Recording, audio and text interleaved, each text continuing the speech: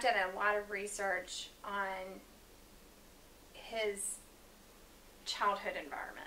His parents played a large part in the way he saw the world. His mother, who is my great-great-grandmother, was college educated in the early 1900s in the rural South. It was very unusual. She traveled by herself as a young woman to Texas to be a tutor at the Kennedy Ranch in Texas. She funded a missionary in China in the early 1900s. You can tell when you read about Sir John's childhood that his mother had this very global view of the world. They traveled a lot as young children. She would put them in a car and drive to Florida from Tennessee. This was a big deal during that time period.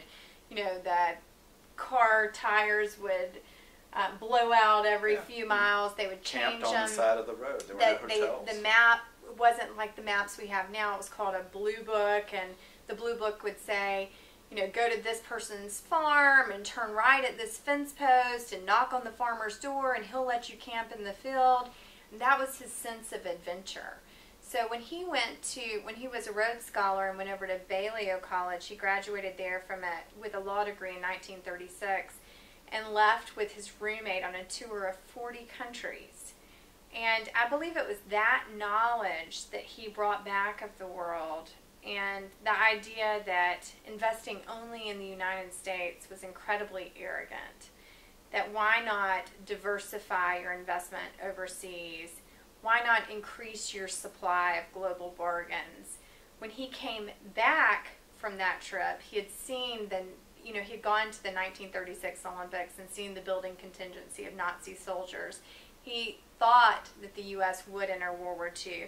That led to his first trade, which of course was buying those 104 companies trading on U.S. stock exchanges on the eve of World War II. So I think extensive travel and his childhood, I mean, just being raised in that home with his mother, who had a very global perspective, influenced him greatly.